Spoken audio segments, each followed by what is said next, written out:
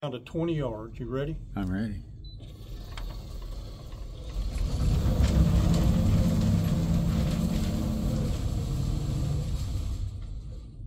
That's amazing. Okay. And then if you want to move it, say, well, that's too far. I want to come back a little closer. Just hold the minus button and it'll run back towards you slower. And then after you get through firing, just hit the home button. Whoa. Will it stop? Oh my gosh. AR500 plate in them. And this is soundproofing foam that's an inch thick. That's what's in these boxes. Here's a couple sheets. So this stuff, when I bought it in 2018, was $45 a sheet. You can imagine what it might be now. Yeah. I'd be scared to know. So it's just construction adhesive, attached to the wall. So there's a box. I think this one has got a bunch of pieces in it, but that box over there has never been opened. Oh. So I think it's 14 pieces in there. This So is beautiful. the walls here are 8-inch CMU block filled with concrete. So then everything above that. Hey, Sorry about that. no, come in. I want you to hear all this. Everything above. You've missed a lot. I don't know why you left. Everything above that has 6-inch open cell spray foam, and the reason we did open cell, it absorbs sound better because we got neighbors right there and residential neighbors right over there. Right. So when you're outside, what you hear, if you're right outside the wall, is about, well, kind of a metallic sound, but, Yeah. but it's about that loud right there. So we never had any complaints from any of the neighbors, about any of the noise. Or Well, and I asked Mark too, and he said just a dull thud. Yeah. Well, now when you unleash that 300 Win Mag, and we wouldn't let customers shoot anything like that, 308 or less, but we would do it, because we had already tested it, and we would only do it when no one was in here. Right. Okay. Because it Sure. was it was really offensive, just the muzzle blast from it. Wow. Okay. So if you want to walk down here, these are just held on by magnet. Oh.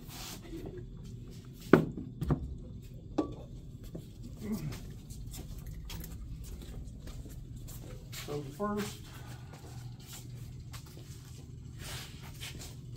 2, 3, 4 baffles, they've actually got ceiling tiles glued to them. That helps knock the sound down a lot. Okay. Okay. But after that one, that's just 3/8-inch AR500 plate.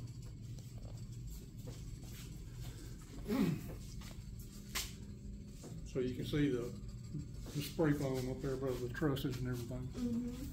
So I have all this stuff. No, I bought these, but I made all the baffle plates. I had 2 CNC plasma tables.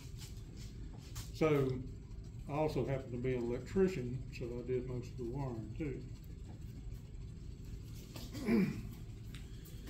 So there's a plug right here, and on the other side of it, it's got forklift pockets. So when you walk out in the shop out there, there's a roll-up door right there. So you raise that door up, and it's spray foamed on the other side of it. So we put poly on it before they spray foamed it, so you can just pull that off and stick the forks in there and take those bolts out, and you can take that plug out. Because at some point, after so many thousands and thousands of rounds, you have to have it mined. But that could be a pretty simple operation. Like I say, it's not a couple of feet thick. Most of it is going to be like the way that part is hanging. It's going to be from here down. You could just take, we got a scoop up there that we used to throw the rubber back up on there with. You could just, it would take some time, but throw it out on the floor and pick it out. but nothing's magnetic, so you know magnets won't help you. Right, So, right.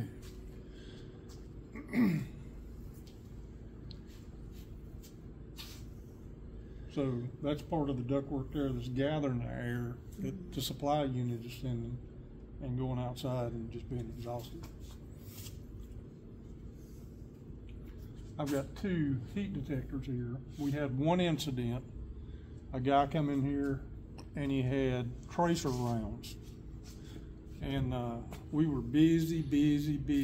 And when you're checking them in, they're supposed to check their ammo to make sure there's not any tracers in there. Well, the guy didn't do it. And so right about there, Trey was here. Trey and I were both here. Trey didn't check him. And so somebody stepped out and said, "Hey, I think there's a problem." And Trey looked up at the camera and you could already see the flame was about that high. Oh my goodness. We've got 2 water fire extinguishers, one on each end of those tables down there. Okay. Trey and I like to run over each other getting in here, but we had those 2 water fire extinguishers and we knocked it out right quick, and we turned around and that guy was gone. So we looked at him on camera and everything, and man, he gathered his stuff up and out the door. He left. So you got to check ammo. You know, the tip on it is most times it's going to be orange, white, you know, something, you know, that's going to designate, you know, there's a phosphorus around. The best thing to do is sell them ammo. That way you know it's not tracer. Yeah. So, any questions? So, About 1 million, but you know, okay. I'm learning. How do I say this? Learning enough to begin to be able to ask questions. Okay. Does that make sense? It is.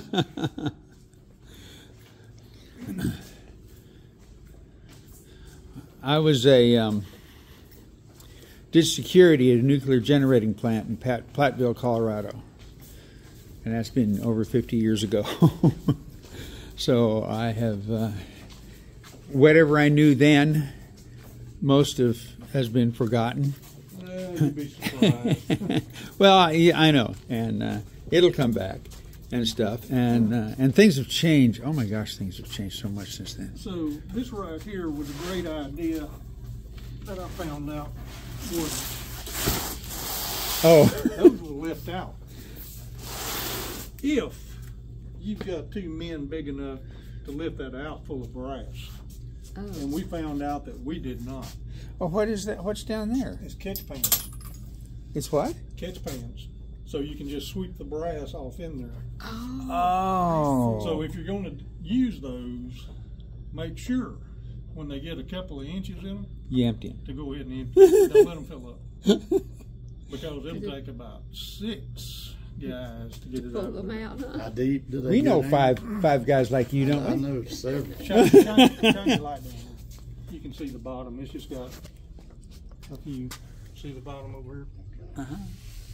But don't let that get more than about 2 inches in it. Uh-huh. Well, that's a convenience as I was wondering about So that there's one on shovel each over side. there. But what we did is one of these little sweep buckets, you know, just a broom and a little, you know, pivoted sweep bucket. We just kept this blocked off because people would want to help us and either kick or sweep or shovel when they got through shooting over in there.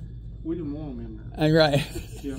So whenever somebody get through shooting, whoever was free in there Put would that come in box here over with a there. little bucket and sweep it all up in it and just put it in a 5-gallon bucket. So the 5-gallon bucket of small caliber pistol, that weighs about 120 pounds. Oh, I'm sure. Yeah. And they love it. If you're not going to reload, because you have to sort through it and sort it out, they love it at the scrapyard. They pay Oh. a really nice price for brass. Really? Oh, that's okay. Think about And that. you don't have to separate it. The only thing you have to do is take a magnet, and because I see that there's some steel case in there, Uh-huh. just take a magnet and pour all of it over that magnet and let it catch the steel case, and then you're ready to take it to the scrapyard.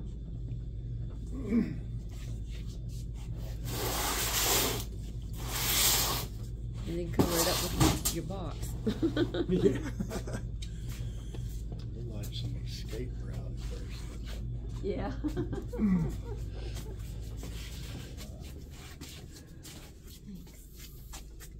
let's see, this is where we were. What? And the other side of that wall was outside, right? Training room. Training room. Oh, okay. Training room Okay. is All right right. Okay. Well, you said something was Well, the shop. the shop. Right there. The training room is kind of in the corner of the shop area. Y'all, come here. Yeah. There's something else you need to see. Oh, yeah. Oh, okay. This is the private office. And this is my lovely wife. Hi, lovely wife. Hi there. Wow, nice. You're on Candid Camera. Oh, I see. I'm on the candid camera. Hello. I'm Greg. That's my wife, Elaine. All right. That's a buddy, Tad. Okay.